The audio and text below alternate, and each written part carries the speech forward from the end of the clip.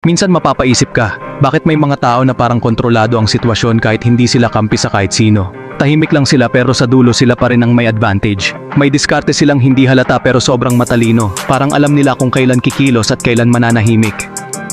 Kung titingnan mo mabuti, may kapangyarihan sa hindi agad kumakampi. Sa librong The 48 Laws of Power ni Robert Greene, tinuro niya sa Law 20 na minsan, ang hindi pag-commit sa kahit sino ang mismong nagbibigay sa'yo ng tunay na kontrol. Kasi kapag malaya ka sa side, mas malinaw mong nakikita ang buong laro. Kapag hindi ka agad pumapanig, mas nauunawaan mo kung paano gumagalaw ang bawat isa. Nagiging madali sa'yo magdesisyon kung kailan ka papasok o kailan ka maghihintay. Parang chess lang, hindi mo kailangang gumalaw agad kung alam mong mas may advantage ka sa timing. Ang tawag ni Greene dito ay strategic detachment, ang kakayahang umiwas muna para mas makapili ng tamang oras at direksyon. Hindi ito pagiging malamig o manhid, ito ay pagiging matalino sa paggamit ng emosyon at koneksyon para hindi ka madaling kontrolin. Sa panahon ngayon, ang bilis ng tao magbigay ng loyalty kahit hindi pa sigurado kung karapat-dapat. Pero kung gusto mong manatiling may power sa sarili mong buhay, kailangan mong matutong. Huwag munang kumampi agad kahit kanino, dahil minsan ang pinakamalakas ay yung marunong maghintay.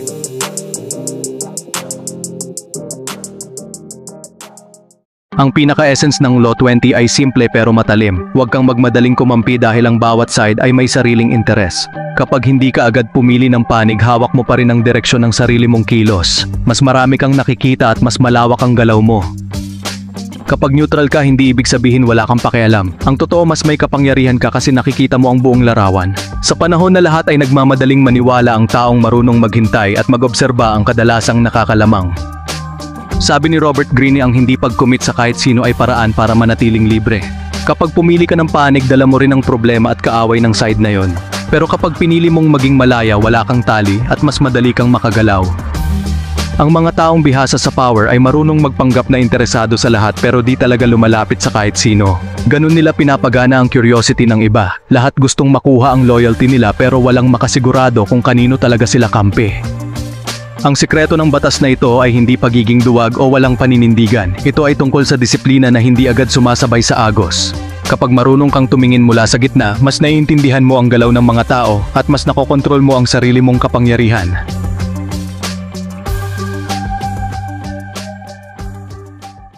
The power behind detachment ng Law 20, do not commit to anyone. Ang tunay na lakas ng pagiging detached ay nasa kalayaan mong pumili. Kapag di ka nakakulong sa loyalty o emosyon, mas malinaw mong nakikita kung sino ang totoo at sino ang may sariling agenda.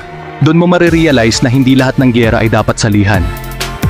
Ang mga taong marunong magpigil ng desisyon ay kadalasang nakakaintindi ng mas malalim dahil hindi sila agad nadadala sa galit o simpatiya. Sa ganitong paraan, natututo silang maghintay ng tamang timing at yun ang nagiging susi ng matatag na kapangyarihan. Kapag detached ka, hindi ibig sabihin mahina ka o wala kang pakialam. Ang totoo, mas kalmado ka lang kaysa sa karamihan. Sa halip na magpadala sa emosyon, pinipili mong obserbahan muna at pag-aralan kung saan mo dapat ilagay ang lakas mo. Sa power dynamics, ang taong hindi mo mabasa ang madalas mong igalang kasi di mo alam kung kakampi mo ba siya o kalaban. Yun mismo ang nagiging sandata niya. Ang misteryo at katahimikan ay nagiging anyo ng respeto na hindi mo basta mabibili. Kapag natutunan mong manatiling detached, nagkakaroon ka ng kontrol hindi lang sa sitwasyon kundi pati sa sarili mo. Mas nakakapag-isip ka ng malinaw, mas natututo kang mag-adjust at mas napoprotektahan mo ang sarili mong energy laban sa mga taong mapanlinlang.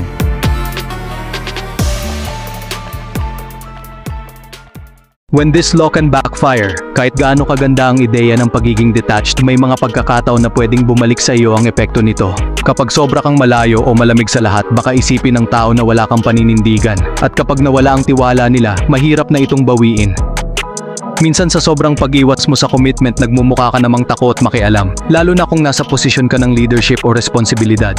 Ang mga taong sumusunod sa iyo ay naghahanap ng direksyon at kung puro pag-iwas ang makikita nila, madali silang mawawalan ng respeto. Ang isa pang panganib ay kapag nasanay kang laging nasa gitna, baka mawalan ka ng malinaw na prinsipyo. Hindi mo na alam kung kailan ka dapat tumindig. Sa kakaiwas mo, baka tuluyan kang mawala sa usapan at hindi na makita bilang may paninindigan.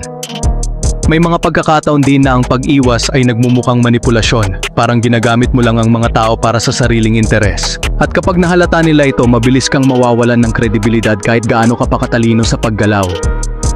Kaya sabi ni Greene, mahalagang gamitin ang batas na ito ng may balanse. Piliin lang kung kailan mo kailangang umatras at kung kailan mo kailangang pumasok. Dahil minsan ang sobrang pag-iwas ay nagiging dahilan para mawala ang koneksyon sa mga taong dapat mong pahalagahan.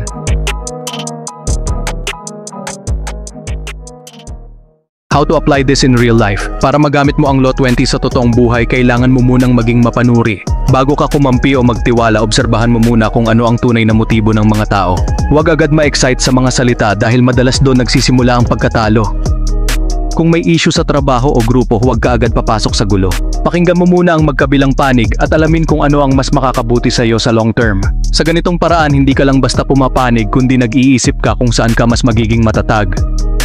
Sa relasyon naman, mahalagang matutong huwag agad magbigay ng buong tiwala. Kilalanin mo muna kung totoo ba ang intensyon ng tao. Dahil kung ibibigay mo agad ang loyalty mo sa maling tao, ikaw din ang unang masasaktan kapag nagbago ang ihip ng hangin.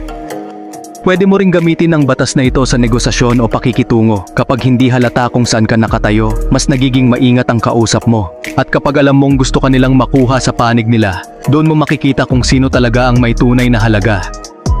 Ang pagiging hindi agad committed ay hindi pagiging manhid, kundi pagiging matalino. Kapag marunong kang maghintay at mag-obserba, natututo kang mag-decide ng may kumpiyansa. Dahil sa dulo, ang taong may kontrol sa sarili ang laging may kontrol sa sitwasyon. Sa huli, ang aral ng Law 20 ay tungkol sa kalayaan. Kapag hindi ka nakatali sa kahit sinong panig, hawak mo ang direksyon ng sarili mong buhay. Hindi mo kailangang ipaliwanag sa lahat kung bakit ka tahimik dahil alam mo kung kailan ka kikilos at kailan ka hihinto. Ang hindi agad pag-commit ay paraan para mapanatili mong buo ang sarili. Kapag marunong kang maghintay, nakikita mo kung sino ang totoo at sino lang ang may pakinabang sa iyo. At sa oras na kailangan mo nang pumili, mas malinaw na kung sino ang karapat-dapat. Sa mundong puno ng ingay at puwersang humihila sa iba't ibang direksyon, ang tunay na malakas ay ang marunong umiwas.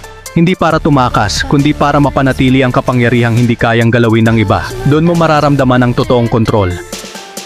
Kaya kung gusto mong maging totoo sa batas na ito, piliin mong manatiling tahimik at kalmado. Ipakita sa gawa, hindi sa salita, kung gaano ka ka-focused sa sarili mong daan.